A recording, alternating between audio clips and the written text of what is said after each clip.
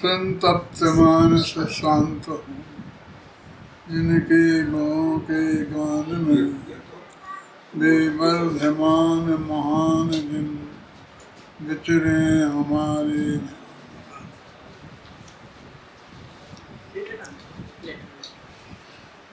मैंने आपकी गोष्ठी आज तो शुरू से पूरी सुनी है, कल की भी थोड़ी सुनी थी, उसके पहले तो मैंने नहीं सुनी, मेरे ध्यान में भी नहीं था।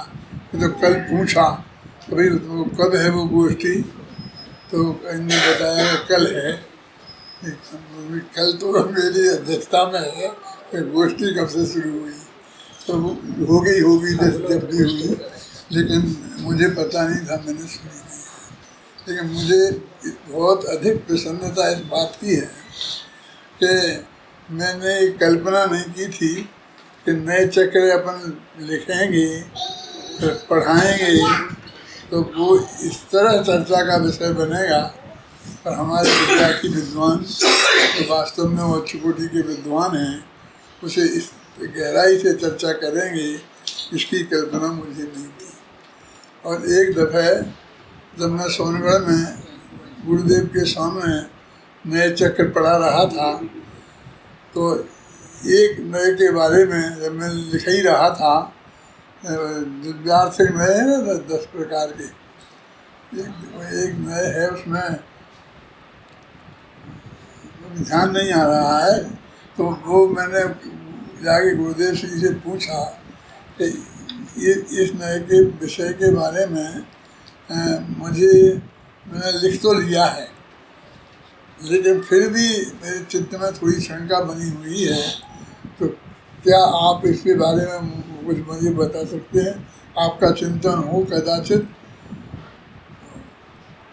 उन्होंने बहुत स्पष्ट शब्दों में कहा, भैया मेरी उम्र हो गई है और उस उम्र में अब मैं समय साल के अलावा कुछ पढ़ता नहीं हूँ, तो ज़्यादा माथा नहीं मारता है।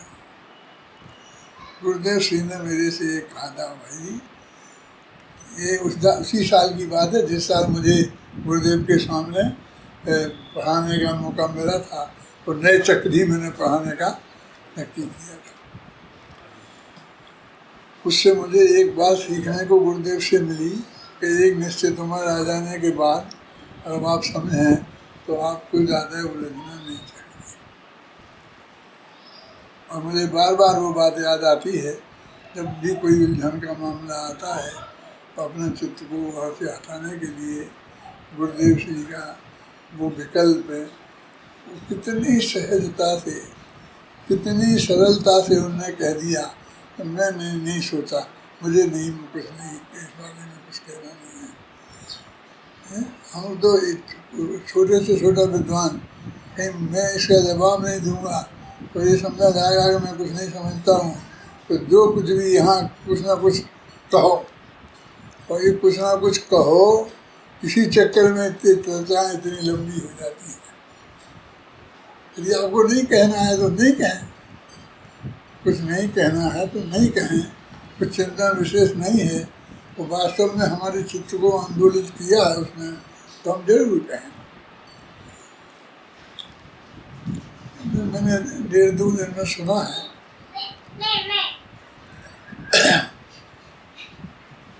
एक तो मुझे बात यही कहनी थी कि आप लोग इस तरह से गहराई से अध्ययन कर रहे हैं। पहले तो मैं समझता था कि एक अभय जी ही हैं जो इसे मेरे नए चक्र को देखा रखेंगे, ऐसा मैं अंदर से समझता था, कहता भी था। फिर बाद में भाग्य की बात है कि अभय जी चले गए। मैं तो बहुत समझाया था, 3 पेज का पत्र उनकी माँ को भी लिखा था कि भाई अभी जाने की ज़रूरत नहीं है, से समय आता। खैर जो भी सही, लेकिन चिंता थी, समाज संजीव गोधा ने उस काम को बहुत अच्छी तरह संभाल लिया, तो उसकी तो क्षतिपूर्ति हो गई। लेकिन इस बात की भी मुझे बहुत ज़्यादा खुशी है कि अभय जी ने वो नए चक्र और क्रमबद्ध पर्याय पढ़ाने का काम जो यहाँ करते थे वो पढ़ाना चालू रखा। अभय जी ने चालू रखा और यहाँ संजीव गोधा ने संभाल लिया। दोनों बातों से मुझे बहुत बहुत प्रसन्नता हुई है। और अब जब भी निर्णयों के बारे में गोष्ठी की बात आती है तो मैं कितने भी तकलीफ में हूँ लेकिन मैं मना नहीं कर सकता, क्योंकि मेरे लिए बहुत प्रिय विषय है, तो सुनने के लिए ही मैं शामिल हो सकता हूँ। और दूसरी बात ये भी है कि सागर वाले जो काम करते हैं ना, अरुण मोदी जी कर रहे हैं, उनके सब भाई बहन कर रहे हैं, तो इनको भी मैं किसी से मना नहीं कर सकता। ये भी जब मेरे से कुछ कहते हैं तो मैंने शायद, मुझे याद नहीं है कभी मैंने मना किया। तो इस तरह से मेरी इच्छा में रहती है कि मैं एक बात आपसे कहना चाहता हूँ। मैं तो रोजाना कृष्ण सार की उन गाथाओं को याद करता हूँ, खासकर 5वीं गाथा को, उपसम्मयामि सम्मम जत्तो निर्माण सम्मिति। मैं कि उस उपसम भाव को प्राप्त होता हूँ जिससे निर्वाण की प्राप्ति होती है। और जिसका फिर हिंदी अनुवाद, ये हिंदी का संस्कृत में अनुवाद मृचंदाचार्य देव ने लिखा कि मैं अपने आश्रम को प्राप्त होता हूँ। ये मैं साम भाव को प्राप्त होता हूँ, और उन्होंने कहा मैं अपने आश्रम को प्राप्त होता हूँ। तो आश्रम होता है तो मैं उसमें जाता हूँ। लोग समझते हैं कि बहुत बढ़िया आश्रम होगा उनका, कुन का होगा, कुन का नहीं होगा, तो अमृतचंद का तो होगा ही होगा, ऐसे सोच करके। लेकिन वहाँ कोई आश्रम नहीं है।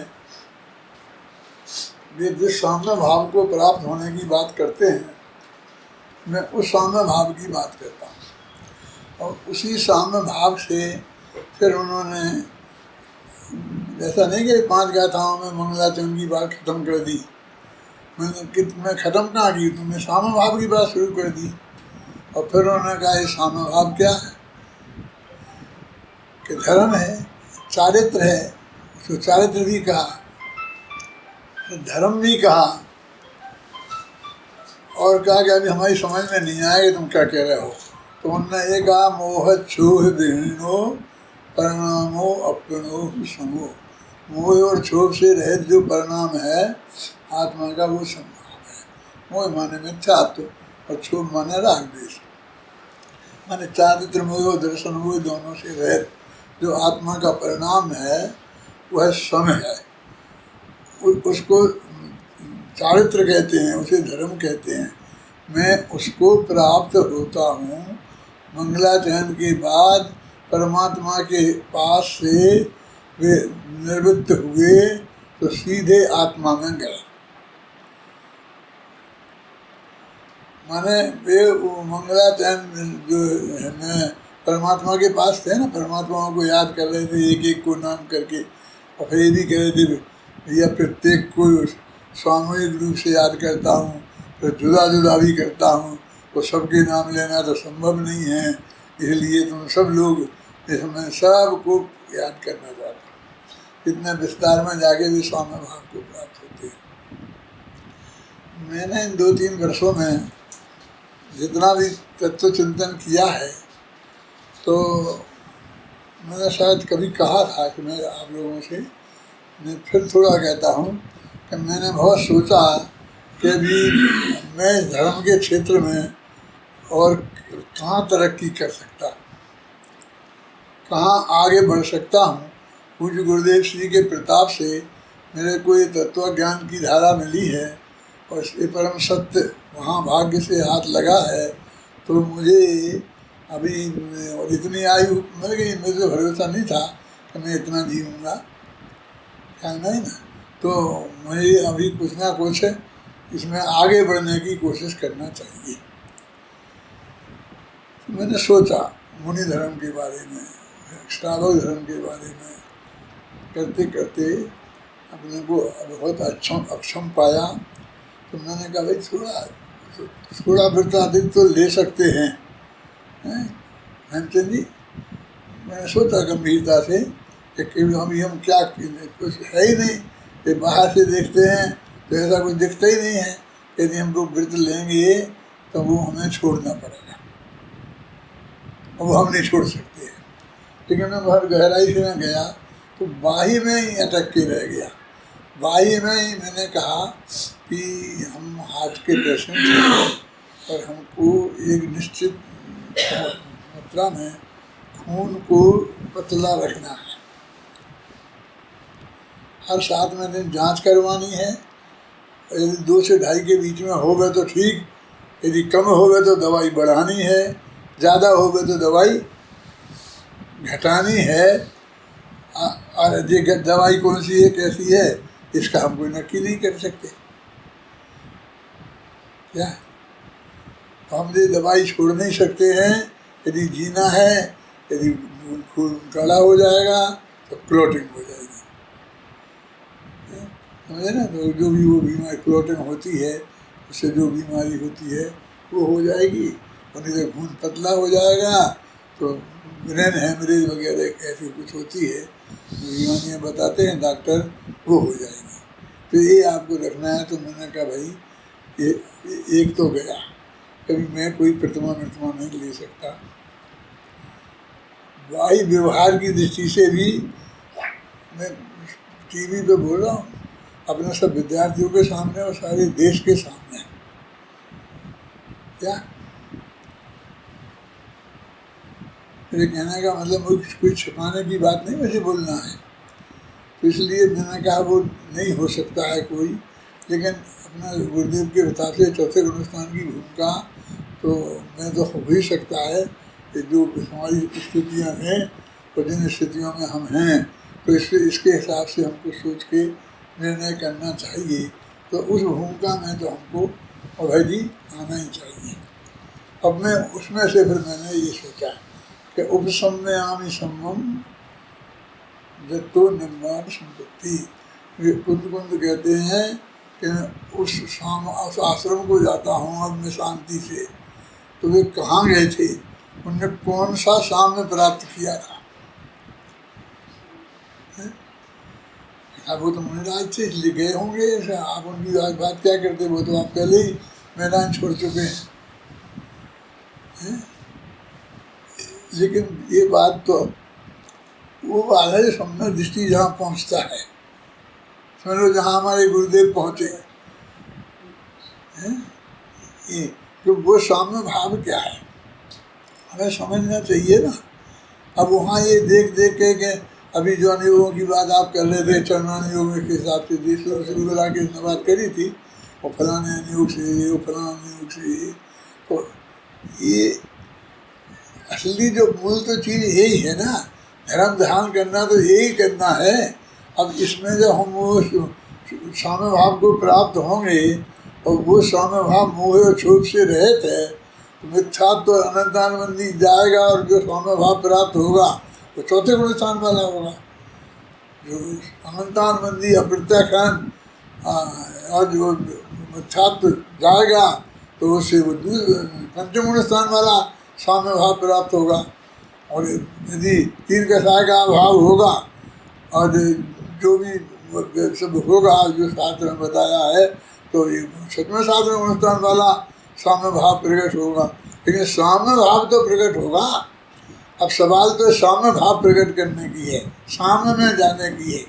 नहीं जाया जा सकता, वो तो खत्म हो गया।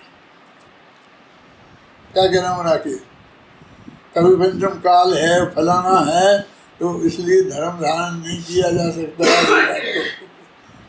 करो मत, कितना किया जा सकता है, कितना हो सकता है, क्या हो सकता है। जितना हो सकता है उतना हो गया है, क्या नहीं हो गया है तो होना चाहिए, हो गया है तो और बढ़ना चाहिए। यदि वो है तो बढ़े, नहीं तो कायम रहना चाहिए। इस बात पर निरंतर हमें गंभीरता से विचार करते रहना चाहिए। मैं सोचता हूँ शत्रुओं को खोजता हूँ। आज मैं क्या कहना चाहता हूँ कि मेरी किसी से शत्रुता है, सोचता हूँ कहाँ कभी किसी से कैसा हो गया था, हैं? फिर हृदय के किसी कोने में किसी के प्रति शत्रुता का भाव विद्यमान है क्या, और यदि है तो वो नहीं रहना चाहिए। तो लोग कहते हैं कि देश को छोड़ दिया, छोड़ो देश को, छोड़ो, गिन गिन के छोड़ो। कहते हैं शत्रुओं को गिन गिन के मारो, शत्रुता को मारो, मतलब अच्छी तरह से। मैं क्षमावाणी में भी कहता हूँ कि बराबर सोच सोच के क्षमा मांगो कि किन किन से मुझे क्षमा मांगने की जरूरत है ना। फिर हम कहते हैं नहीं साहब, मेरा तो सबसे बहुत प्रेम है, किसी से कोई देश, मुझे कोई शत्रु दिखाई देता नहीं है। थोड़ी बहुत याद आती है कि किन्हीं लोगों की कभी कोई संयोग बना था तो मैं वो छूट गया, वो छूट गया है। अब मेरे चित्त में उसकी वजह से कोई क्षोभ नहीं है। क्यों? सबसे क्या हो गया है? प्रेम। तो मैं कहता हूँ कुछ नहीं छूटा, राग छूटा, द्वेष छूटा और राग हो गया। क्या छूटा? उसमें तो शर्त ये लिखी थी, मोह क्षोह विहीनो परिणामो अप्रणो समूह। मोह और क्षोभ, क्षोभ माने राग दे, इन दोनों से रहित परिणाम। तुम कहता प्रेम हो गया, प्रेम हो गया, वात्सल्य हो गया। मैं आज के लोगों से यही सब कहता हूँ कि भाई देखो, मैं तुमसे रोज नहीं रखना, माफी मांगता हूँ। तो ये भी कहता हूँ, इसका मतलब ये मैं समझ लेना कि मुझे तेरे से प्रेम करूँगा, तेरे से राग रखूँगा। मैं द्वेष छोड़ के राग करने की बात नहीं कह रहा हूँ, मैं राग द्वेष दोनों छोड़ दूँगा। क्या कह रहा हूँ आपके ख्याल में बात तो आ रही होगी आपको। आपकी नई की चर्चा में ये बहुत बेघन रूप लग रही होगी, जैसी भी लग रही हो। नई की चर्चा तुम्हारी नहीं है, मेरी भी है, हैं? तो समझिए मैं ये कह रहा हूँ कि वो राग भी हमको नहीं बढ़ाना है। देश कम हो गए जितनी मात्रा में, वहाँ राग बढ़े तो काम खत्म। वो देश के साथ में राग भी कम हो गए, राग देश कम हो गए, क्षोभ कम हो गए। मिथ्यात्व में तो कम होने की बात होती नहीं है, क्योंकि वो तो जब जाता है तो पूरे ही जाता है। चाहे वो सम्यक दर्शन हो, चाहे क्षयोपम सम्यक दर्शन हो, और चाहे उपशम सम्यक दर्शन हो, अधूरा नहीं होता, अधूरा नहीं होता। सम्यक दर्शन तो एक साथ पूरा ही होता है। अब वो जो क्वालिटी है उपशम रूप का, क्षयोपम रूप, कितने काल रहेगा, कितने काल नहीं रहेगा, कर्म की कितनों की क्या स्थिति होगी, उसके तारतम्य उसके अंदर क्या कैसा होगा, वो बातें जुड़ी हैं। लेकिन सम्मान दर्शन कोई अधूरा नहीं होता। तो इसलिए हमारा जो साम्य भाव हमें कैसे प्राप्त, उपसम्य आमी सम्मम जत्तो निर्माण संपत्ति। मेरी दृष्टि में जो ज़्यादा अप्रयोजनभूत बातें हैं वो मैं भूलता हूँ जल्दी, और प्रयोजनभूत बातें याद रहती हैं। मूल मुद्दे की जो बात है, समय सार की, शुद्ध आत्मा की, ये सब बातें याद रहती हैं। और दुनियादारी की जो बातें हैं, तुम लोगों के नाम तक भूल जाता हूँ। राकेश, मैं तेरा नाम भी भूल सकता हूँ, ये समझ ले। वो मेरी बहुत बड़ी बीमारी की निशानी होगी, तेरी कोई खराबी नहीं है। समझ गए ना हमें? लेकिन समय सार की गाथा नहीं भूल सकता। तो अपने आप वो चुनाव करें जो मुझे अप्रयोजनभूत लगता है। मान लो नयों में भी मैं पढ़ा है, बहुत याद रहा, आज भी बहुत है, और बहुत भूल गया।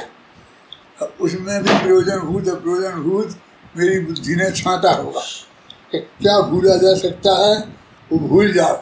उसमें जो नहीं भूलना चाहिए वो मत भूलना, ख्याल में है ना? हैं? इसलिए अभी बताते बताते मैं याद आई कि बता दूं, और फिर भूल गया, फिर अपनी बात शुरू करूँगा। फिर जो नहीं भूलता हूँ मैं कभी भी, 24 घंटा नहीं भूलता हूँ, वो बात मैं आपसे कर रहा हूँ। फिर जो मैं उस सब साम्य भाव को प्राप्त होता हूँ। एक महामंत्र देता हूँ कि जब भी जिस कहानी से हमें दिखता है कि हमारा किसी से राग है कि द्वेष है और हमको साम भाव को प्राप्त करना है, हम छांटते हैं, उसे हम समाप्त करना चाहते हैं, तो उसको अभाव करने का तरीका क्या है? ये बहुत बुरी चीज़ है, ऐसे छोड़ देना चाहिए, ये तरीका नहीं। मैं जिस कारण इससे द्वेष हुआ है वो कारण नहीं है। मैं समझता हूँ कि इसने मेरा बुरा किया, लेकिन उसने तेरा बुरा किया ही नहीं है। पता कि नहीं किया है, किसने आप बताया वो नहीं किया है? भगवान महावीर ने बताया, गौतम स्वामी ने बताया, कुंद ने बताया, कांजी स्वामी ने बताया कि कोई किसी का भला बुरा नहीं करता। कुंद ने गाथाएं लिखी हैं, माने वो तत्व ज्ञान के आधार पर उसे सफाई करो। वो जो उस देश को, उस राग को आप सिद्धांत के आधार पर समन करो, कि नहीं भी गुस्सा करना बुरी चीज़ है, रहना अच्छी बात नहीं है, हमें तत्व ज्ञान मिला है तो किसी से द्वेष नहीं रखना चाहिए, ये कोई रास्ता नहीं है। ये वस्तु का स्वरूप नहीं है। वस्तु का स्वरूप ये है कि किसी दूसरे के कारण राग द्वेष हुआ ही नहीं है, किसी ने मेरा भला बुरा किया ही नहीं है, कोई मेरा भला बुरा कर ही नहीं सकता है। समझे ना? मेरी आदत ऐसी हो गई है, जब किसी से बातचीत चलती है घर में भी, मेरा भाग्य के उदय से मेरा सारा परिवार भी ऐसा हो गया है कि उससे भी मेरी तत्व चर्चा कर सकता हूँ। उससे भी मैं जैसी बातें आप लोगों से कर रहा हूँ, ऐसी उनसे भी मैं ऐसी बातें कर सकता हूँ, और वे कम से कम मुँह नहीं बनाते हैं, प्रसन्न चित्त से उस बात को सुनते हैं। तो ये भी मैं अपना महाभाग्य का उदय समझता हूँ। आप लोग भी प्रसन्न चित्त से सुन रहे हैं, इसलिए मैं इसे भी भाग्य का उदय समझता हूँ। तो मैं उससे एक कहता हूँ, कल परसों की बात चल रही थी कि वो ऐसा हुआ ऐसा, तो मैंने कहा कि वो ऐसा हो सकता है, वो ऐसा कर सकता है। गुरुदेव सिंह ने ये बताया है। मैं ये कहता हूँ, जब वो कोई जब एक दूसरे का कह कुछ भला बुरा कर ही नहीं सकता है, तो तुम बात कैसे कर रहे हो? तो वो कहता देखो ये अभी अपने तत्व की बातें करने लग गए, अभी जो बात चल रही उसकी बात को चलने नहीं देते हो। लेकिन ये तत्व की बात कोई सच्ची बात नहीं है, अच्छी बात नहीं है। क्या ये दूसरे का कुछ कर सकता है? क्या ये फालतू बात है जो बीच में मैंने ऐसा क्या करता हूँ? कभी तुमने ये कह रहे हो, हम तुमसे तत्व चर्चा करने नहीं आए, हम कह रहे हैं कि तुम उसे रोक लो, समझा देना, नहीं तो मेरे से बुरा कोई नहीं होगा। भैया कैसी बात करते हो? तुमसे अच्छा कोई नहीं है। तुम कह रहे हो मेरे से बुरा कोई नहीं होगा। मुझे तो तुम जैसे ऐसे अच्छा कोई दिखाई नहीं देता है। मैं अपने परमात्मा से, अध्यात्म से बोलता हूँ 10-5 दिन में, कभी महीना 2 महीना में 1 आध दिन, कि मुझे बहुत संतोष था, घबराना नहीं, कि मेरे जैसे बेटे किसी के नहीं है। ये मन बिल्कुल तत्व का प्रेम, सत्ता, इस तरह की बात में मैं घबराना नहीं। मेरी दृष्टि में तो अभी भी तुम सबसे अच्छे हो। मुझे तुम्हारी तुलना में कोई दिखता नहीं दूसरे का ऐसा महाभाग हो से ऐसे बच्चे प्राप्त हुए हों। लेकिन जितने अच्छे मैं चाहता हूँ उसमें कुछ कम है। समझ में आया? नहीं आया? मैं थोड़ा इससे आगे और चाहता हूँ।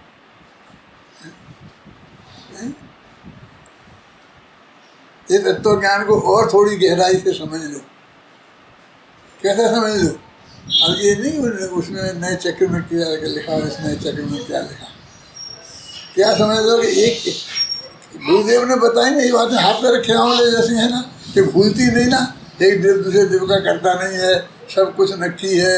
ज्ञान की एक एक पर्याय का गेय नक्की है।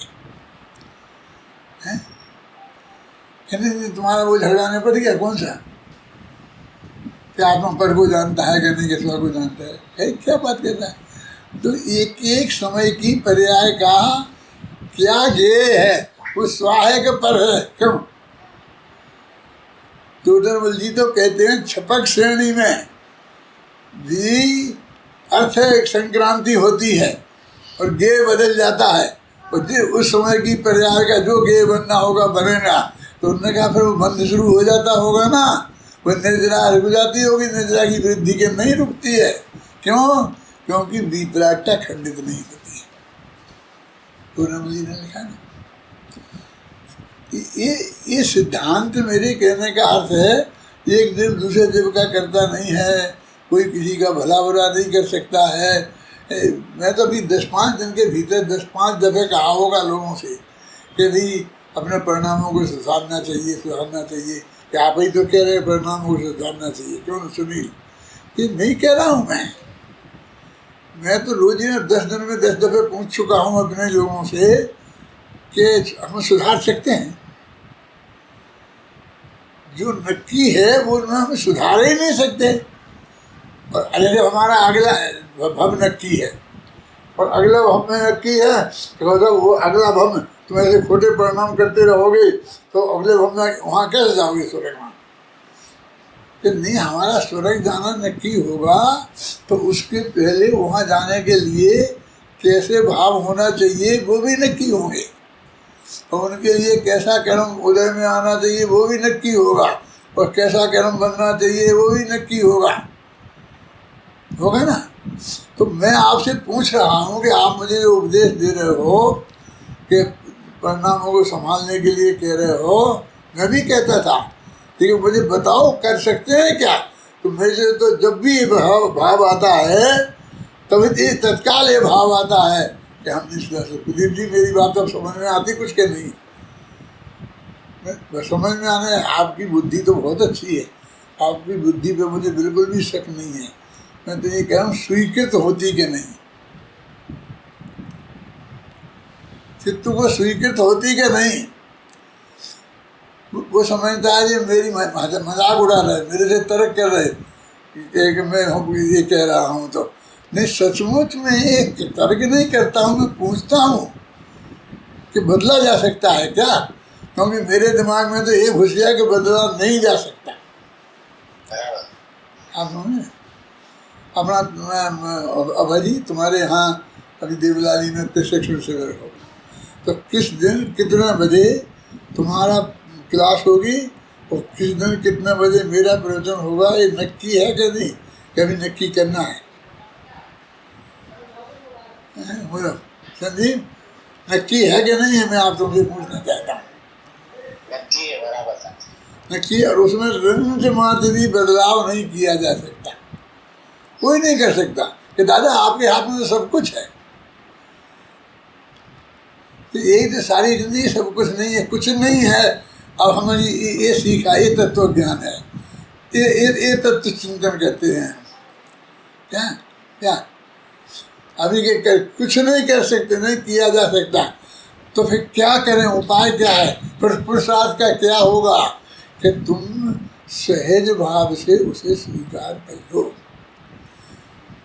क्या जैसा करना है वैसे ही सहज भाव से स्वीकार कर लो।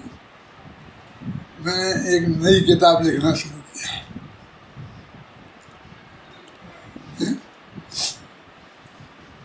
मेरा ऑपरेशन हुआ था जिस दिन, उसी रात को वो होते हैं, कौन सा कमरा होता है इसमें, मेरा ICU में था, तो कोई आ नहीं सकता था, मैं अकेला ही था। और वो मेरी वो मशीन है ना जो में बांधना पड़ती है रात को मुझे, तो उसका वो कुछ ख़राब हो गया था, तो वो लगती नहीं थी। तो उसे मुझे 3:30 बजे तक नींद नहीं आई। तो मैं सोच रहा था कि अब मेरी तबीयत ठीक हो रही है, अब मैं कुछ लिख सकता हूँ, बोल सकता हूँ, मुझे करना चाहिए। लेकिन ना मेरे पास पेन था, ना मेरे पास कागज़ था, और कुछ नहीं था, और ना फ़ोन था कि मैं किसी को फ़ोन करके कह सकता था। बैठा था कि उसी वक्त रात के 3:30 बजे 2 नर्सें मेरे पास आई। और वो मेरे से बोली कि हम आपका ब्लड प्रेशर लेना चाहते हैं। तो मैंने कहा ले लो। एक बात है कि जब तुम ब्लड प्रेशर ले लो, और भाई सच्ची घटना सुना रहा हूँ मैं, तो उसके बाद 2-3 कागज, एक पेन मुझे ला के देना। क्यों, क्या करोगे? मैंने कहा मैं कुछ लिखना चाहता हूँ। क्या मेरे पास कुछ है नहीं, अब मेरे पास फ़ोन भी नहीं है, मैं कुछ नहीं कर सकता हूँ, अब मुझे लिखना मेरा भाव है, मैं लिखूँगा। मुझे चुपचाप चली गई और 5-7 मिनट तक नहीं आई। मैं उनकी तरफ देखता रहा। फिर वे बोली वहाँ से कि नहीं, आप चिंता नहीं करो दादाजी, हम आपको पेन और कागज जरूर देंगे, बहुत ज़रूरी काम निपटा रहे हैं, और फिर आपको देते हैं। फिर वो मेरे पास 5-7 मिनट में कागज पेन ले आए और मैंने वो किताब शुरू कर दी।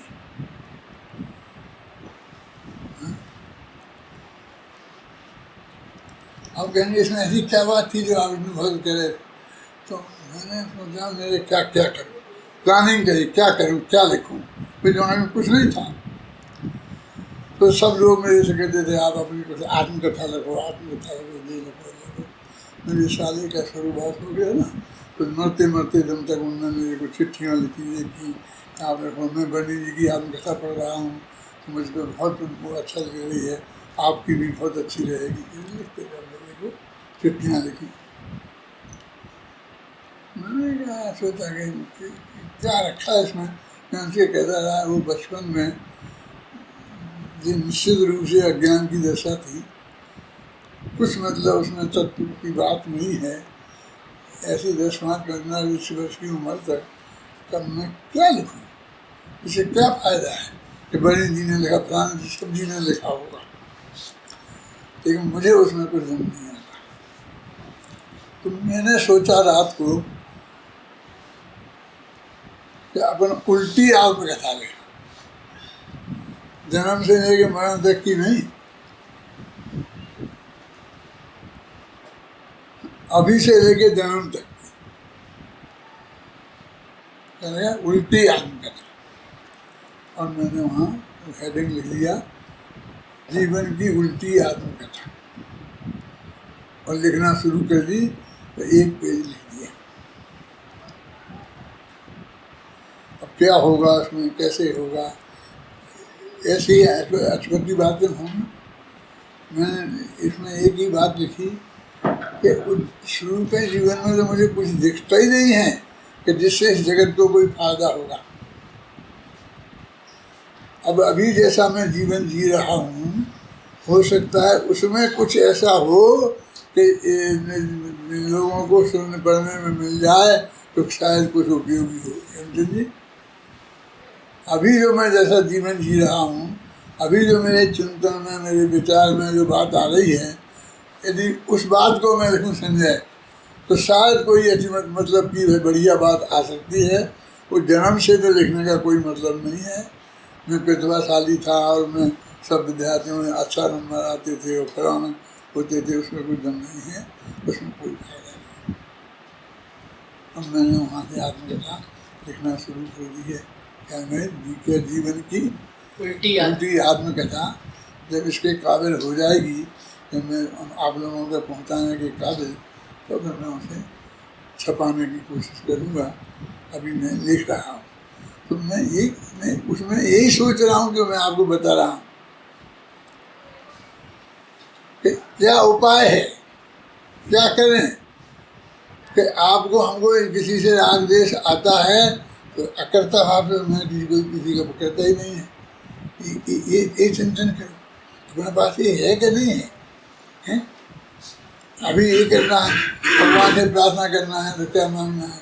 अभी कल मैं बैठा था और मैं वहाँ मेरे बच्चों को समझाता हूँ, अपने अध्यापकों को समझाता हूँ कि कोई कर्ता बात, कोई ऐसी बात भक्ति में मुझे नहीं रहना चाहिए अपने यहाँ।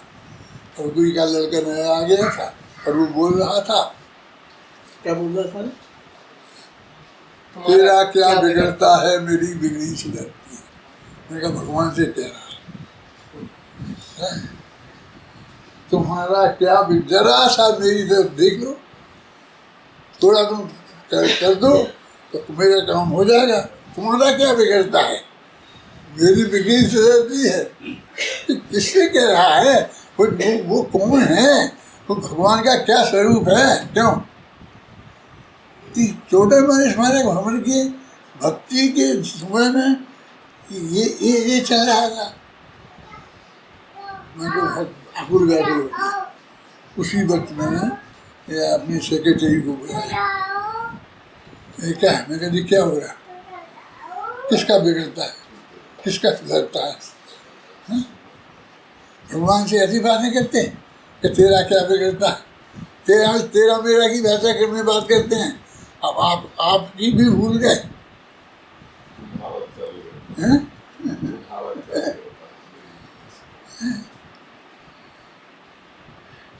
चारों तरफ कितना पड़ा है सोचने के लिए है जी।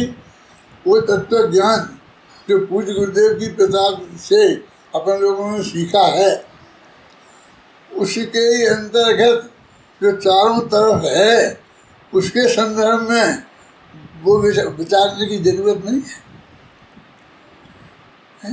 कितने अकर्तावाद का सिद्धांत सारे देश में दुनिया में, हम अकर्तावादी और हमारे ऐसा कर्तावाद हमारे यहाँ चलता रहे, ऐसा हमारे चिंतन में चलता रहे कि हमारा देश में इसका हम ये कह रहे हैं वो कह रहे हैं।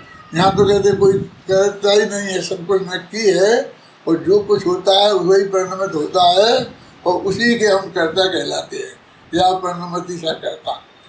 कर्ता तो तुम ही कहलाओगे बेटा, लेकिन कौन जो होना का नक्की है उस रूप से तुम परिणमित होगे तो उसके कर्ता तुम ही कहलाओगे, लेकिन तुम जैसा चाहोगे उसमें वो बिल्कुल नहीं होगा। मन तत्व क्या है? जीव जीवाश्रय बंध समझ ये तत्व है कि एक दूसरे को कुछ करता नहीं, ये तत्व है।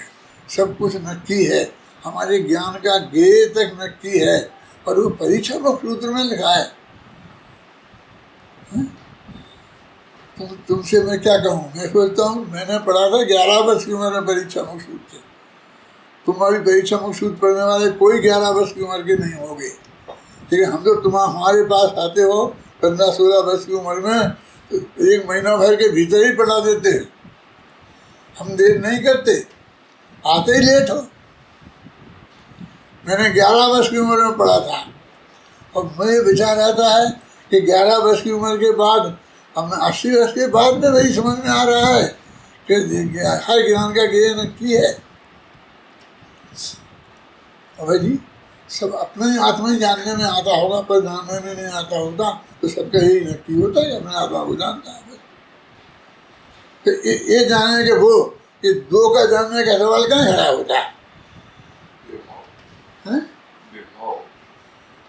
माने वो नक्की है और वो किसको जानेगा और उसमें बदला बदली भी किसी कीमत पे संभव नहीं है, तो पुरुषार्थ का लोप हो जाएगा ना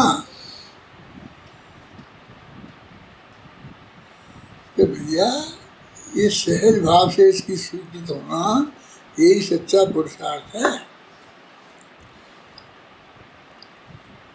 क्या करते हो तुम आजकल में? पूछा ना मेरे से, तो मैं एक करता। तुमको तो तुम्हारा तो 8 घंटा खराब कर रहा हूँ मैं, इसमें कैसे समझ रहे हो? मैं तो अपना तो 24 घंटा खराब करता हूँ। कि तत्व क्या है, वस्तु स्वरूप क्या है? गिनती मिनती के नाम तत्व नहीं है। तो मेरा चलता ना वो क्या भरत का अंतर्द्वंद, उसका नाटक चल रहा है अभी। वो नाटक का है कौन? तपन भट्ट। तपन भट्ट जो बड़े बड़े विशेषज्ञ हैं, वे लोग आते हैं, उनसे बात करता हूँ। तो मैं कहता हूँ कि ये मेरा भरत क्या सोच सकता है, ये मैं सिर्फ मैं जानता हूँ। और जो मैं बता रहा हूँ कि इसने ऐसा सोचा, बस तुम्हें उसके सीमा के बाहर नहीं जाना। क्यों? क्यों? ये किसी दूसरे का भरत नहीं है, ये मेरा भरत है। क्या वो जो तुम कह रहे हो वो सोच ही नहीं सकता।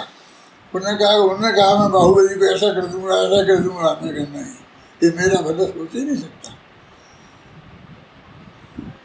तो लंगोटी पहन के क्यों नहीं आया लड़ने के लिए अखाड़े में बाहुबली से? आता कैसे? वो सोच ही नहीं सकता कि मुझे बाहुबली से लड़ना है। तब तो वो पहन, उसे मैं लंगोटी नहीं पहना सकता, मेरा भरत नहीं पहन सकता, क्योंकि वो ऐसा सोच ही नहीं सकता। संजीव संजय तेरी समझ में आ रहा मैं क्या कह रहा हूँ? हैं?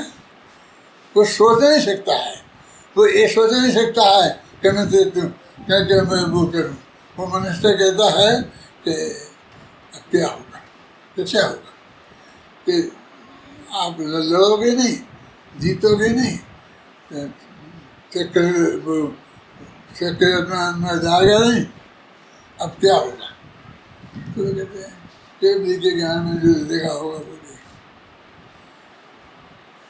मेरा भरत तो ये सोचता है, ये जवाब देता है कि नहीं मैं देख लूँगा, फिर इसको चिंता मत कर। वो तो सोचता है केवल के ज्ञान में जैसा होगा वो देखा, और जो उन्हें देखा होगा जो होगा ना वो मुझे स्वीकार है ना, सहज भाव से स्वीकार है, एकदम अत्यंत प्रसन्नता पूर्वक। क्या कि मैं लड़ूंगा ही नहीं तो तुम हारे माने जाओगे?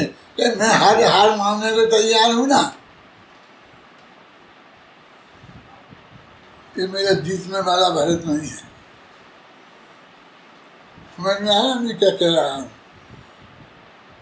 इस संबंध ऋषि का जीवन कैसा होता है, कैसा होना चाहिए, इन बातों के संबंध में कि हमको, मैंने वो अपने लिखा था ना, याद आता है मुझे, तो मेरे मित्र ने मेरे अस्पताल में जाके मेरे से पूछा था कि कहाँ जाओगे? कि जहाँ जाएंगे चले जाएंगे। हैं? तुम कहाँ जाना चाहते हो? कहीं नहीं जाना चाहते। जहाँ जाएंगे हमें वो बिल्कुल सहज स्वीकार है कि नहीं तुम हो तो तुम बताओ ना कहाँ जाना है। कि तुम मेरे से कौन सा ध्यान करने को कह रहे हो? निधान नाम का आज ध्यान करने के लिए कह रहे हो कि मुझे यहाँ जाना है, ऐसा हो गए मैंने जो कुछ किया हो। मैंने किया ही नहीं है, मुझे कहीं जाना ही नहीं है। जाना है तो मोक्ष में जाना है। बोलो क्या तुम मोक्ष में तो नहीं जा सकते, अभी पंचम काल है और चरम शरीरी हो रही और भारत क्षेत्र है ये, तुम मोक्ष में तो नहीं जा सकते। तो हम कब कह रहे कि हमें जाना है? हम तो ये कह रहे कि जहाँ भी जाना होगा वो हमें अत्यंत सहज भाव से स्वीकार है। कि नरक में कि हाँ क्या कह रहे? मैंने कहा भगवान राजा सैनिक भगवान महावीर के स्मशान में पहुँचे थे और महावीर ने कहा होगा कि सैनिक तुम नरक में जाओगे। तो सैनिक ने क्या कहा होगा?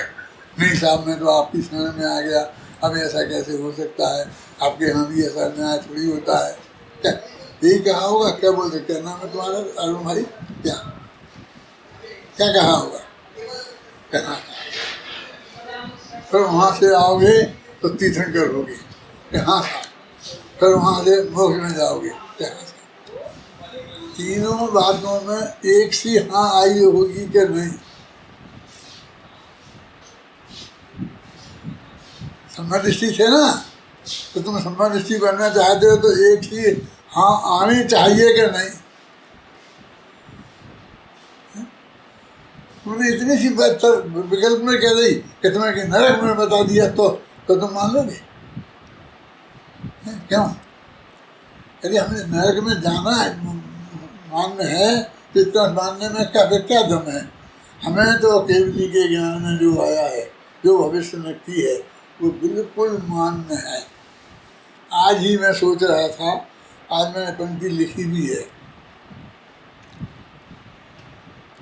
65 साल से मुझे याद है कि मुझे 2-3 बातों में बिल्कुल शंका नहीं हुई। एक किंमत पर्याय, एक वो कौन सा है? करुणानिधि तुमको समझना। तो तीसरी कौन सी बात थी? बीत रात तो इसमें ही आई है। कि इनमें 65 साल में मेरे चित्त में कभी कोई प्रश्न चिन्ह खड़ा नहीं हुआ। 65 साल का तो मुझे याद है। जिस दिन से मेरे को इस बात का ख्याल में आया, आज तक श्रद्धा अक्षुण्ण है।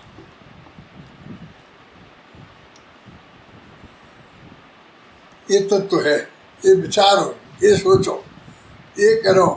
तुम ये कर रहे हो बहुत अच्छा कर रहे हो, और वो बंद मत करना, तुम करते रहना, और मैं भी सुनूंगा। मैं सचमुच कोई मजाक तुमसे नहीं कर रहा हूँ, ना तुम्हारी मजाक उड़ा रहा हूँ मैं, लेकिन साथ में ये जो मैं अभी बता रहा हूँ ये भी करना। ये उसके आगे की बातें हैं, ये बहुत बढ़िया बातें हैं, बहुत आत्मा के कल्याण की बात है, हैं? इसलिए मैं ये बात कह रहा हूँ। मैं जो भी मैंने आपको बताया उसमें आपको अच्छा लगा हो तो ग्रहण करना, नहीं तो वीतराग भाव से छोड़ देना। ये नहीं कहूँगा मुझे माफ़ कर देना, क्या को माफ़ करना, कैसे माफ़ करना, माफ़ मत सुनना। और ज़रूर यदि तुम्हारे लिए इसमें कुछ उपयोगी लगे तो उसको चित्त को स्वीकार करना और उस पर दृढ़ रहना, इसी को